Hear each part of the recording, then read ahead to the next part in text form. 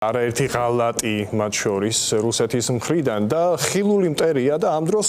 გამოიგონეს რაღაც არარსებული გლობალური ომის პარტია. საერთოდ არავინ იცის რა არის ეს, ვინ არიან მისი წევრები, ვიცით, მაგრამ არ გეტყვით, რომ მტკიცებულებებიც გვაქვსო, ვისჯერა ახლა რომ მტკიცებულებები აქვს და არასაჯაროებენ. და აი ასეთ რეალობაში როცა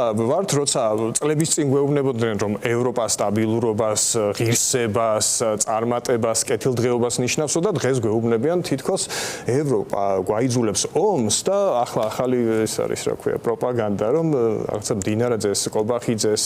პაპუაშვილს ეშინიათ რომ არ გაათხოვონ კაცებზე. რასთან გვაქვს საქმე და რამდენად შეიძლება ეს აბსურდული და მართლა უგემური პროპაგანდა ვიღაცამ ჭამოს ბოდიში ამ ჟარგონისთვის.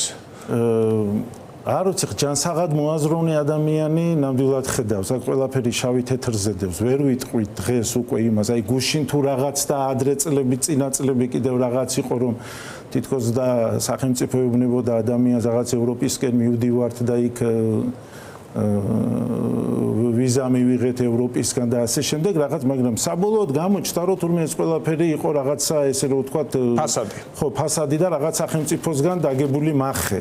იმიტომ რომ ბოლოს აღმოჩნდით, რომ თურმე არა ეს ყველაფერი არ ვარგა, ცუდია და ბოლოს ერთი სიტყვა არ არის ნათქვამი რუსეთის ბოროტებაზე. აი მუდმივად ევროპის გინება, მუდმივად ამერიკის გინება, მაგრამ არც ერთი სიტყვა რუსეთს არანაირად არ უნდა ვთქვათ, მაშინ შეფასებაც როგორი უნდა იყოს, ეხლა ევროპა და ამერიკა გაკრიტიკებს, გეუბნება რომ ესე ნუ გააკეთებ,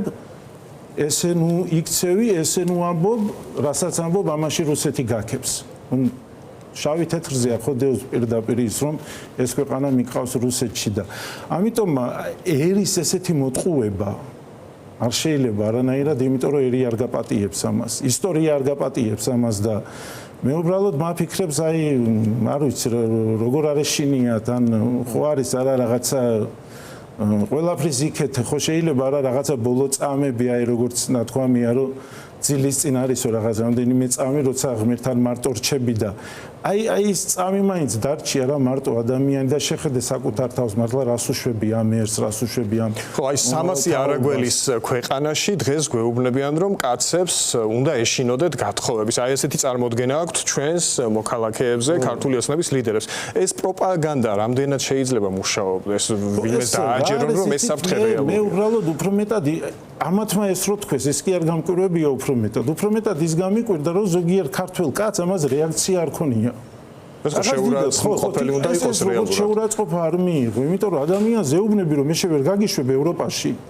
იმიტომ რომ შენი გზალით გაგათხოვებენ რა ვიცი ეს ქართველ კაცს ამას რო ეუბნები პირი აი ადამიანს პირდაპირ საუბარში რო უთხრა ადამიანს ესეთი რამ რომ კაცს უთხრა რომ მე შენ ევროპაში ვერ გაგიშვებ იმიტომ რომ შენ საშიში არის ხვალ შეიძლება იქ შენ გზალით გაგათხოვონ და რა აი ამას რო გეუბნება ადამიანი და რეაქცია არ გაქვს მე უბრალოდ მიკვირს და მე კიდე რომ ხელისუფლებას აქებ რა ვიცი